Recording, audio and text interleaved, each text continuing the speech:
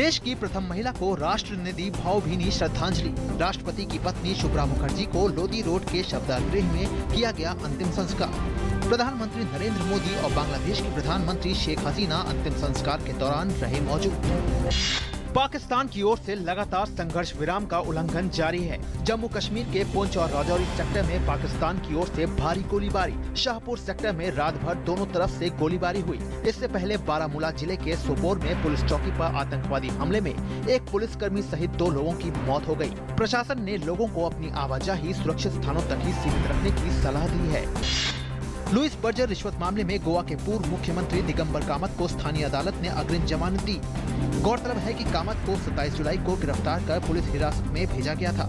कामत पर गोवा के मुख्यमंत्री पद पर रहते हुए 2010 में पानी और सीवरेज परियोजना के लिए रिश्वत लेने का आरोप है।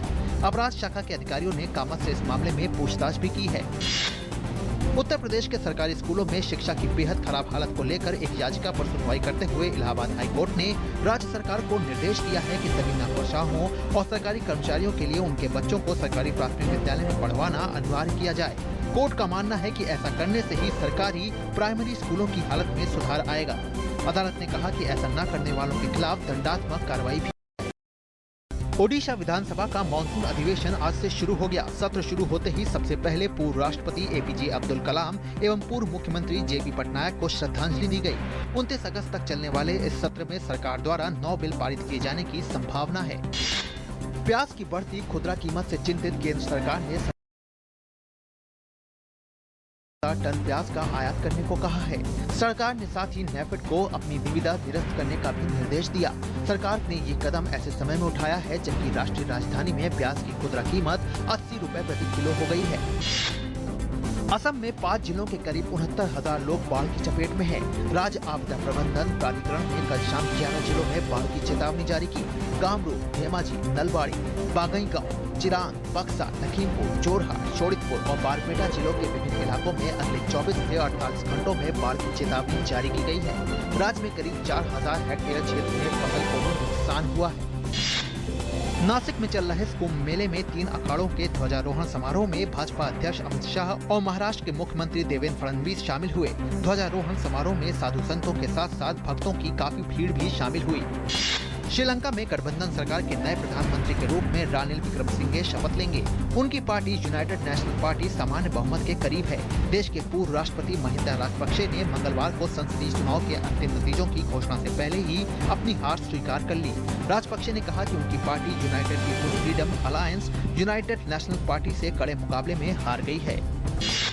बांग्लादेश पुलिस ने अलकायदा से जुड़े 3 संदिग्ध आतंकवादियों को गिरफ्तार किया है। इनमें एक ब्रिटिश नागरिक भी शामिल है जो देश में हाल में हुई 2 धर्मनिरपेक्ष ब्लॉगरों की हत्या का मास्टरमाइंड है। रैपिड एक्शन बटालियन के मुताबिक अभिजीत राय और अनंत विजय दास की हत्याओं के सिलसिले में 3 लोगों को गिरफ्तार किया गया है। उन्हें राजधानी के नीलखेत और धान मंडी इलाके से पकड़ा गया है। संदिग्धों में से एक तौहीदुर रहमान दोनों हत्याओं का मास्टरमाइंड था।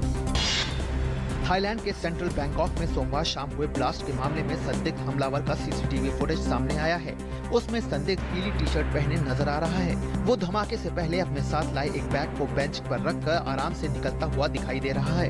थाई पुलिस इस फुटेज के आधार पर संदिग्ध की तलाश में जुट गई है। गौरतलब है कि इस धमाके में कम से कम 27 लोगों की जान चली गई। 80 से ज्यादा लोग घायल हुए। वहीं मंगलवार को शहर के एक और टूरिस्ट प्लेस पर ब्लास्ट हुआ जिसमें किसी तरह के नुकसान की खबर नहीं है। ग्रीस को आर्थिक संकट से उबारने की कोशिशों के बीच जर्मनी की संसद में तीसरे ग्रीस बेल आउट पैकेज पर आज मतदान होगा। इस मतदान को लेकर चांसलर एंजेला मर्केल की पार्टी में विद्रोह की आशंका बताई जा रही है। द क्रिश्चियन डेमोक्रेट्स और सहयोगी बवारियन सीएसयू में $95 मिलियन के बेल आउट पैकेज को लेकर मतभेद बढ़ गए हैं। ब्रिटेन के महान धावक और 1500 मीटर रेस में पूर्व ओलंपिक विजेता सेबेस्टियन अंतर्राष्ट्रीय एथलेटिक्स संघ के नए अध्यक्ष बन गए हैं। सेबेस्टियन ने अध्यक्ष पद के लिए हुए चुनाव में यूक्रेन के महान पोल वॉल्टर सर्गेई बुब्का को हराया। सेबेस्टियन के पक्ष में 115 तो वहीं बुब्का के पक्ष में 92 मत पड़े। ऑस्ट्रेलियाई सलामी बल्लेबाज क्रिस रॉजर्स ने अंतर्राष्ट्रीय क्रिकेट से संन्यास लेने का किया ऐलान। रॉजर्स ने कहा कि मौजूदा एशेज सीरीज के आखिरी टेस्ट के बाद क्रिकेट को वो हमेशा के लिए कह देंगे अलविदा। गौरतलब है कि कप्तान माइकल क्लार्क के बाद संन्यास की घोषणा करने वाले क्रिस रॉजर्स ऑस्ट्रेलियाई टीम के दूसरे खिलाड़ी हैं। चैंपियंस लीग के प्लेऑफ दौर के पहले लेग में इंग्लिश दिग्गज मैनचेस्टर यूनाइटेड ने बेल्जियम के क्लब ब्रग को दी 3-1 से शिकस्त। ओल्ड ट्रैफर्ड में खेले गए इस मैच में मेम्फिस डेपे की शानदार 2 गोलों और अंतिम क्षणों में फैलानी के गोल की बदौलत टीम ने पहले लेग में जीत हासिल की। दोनों टीमों के बीच दूसरे लेग का मुकाबला 26 अगस्त को खेला जाएगा। Natalie Bleak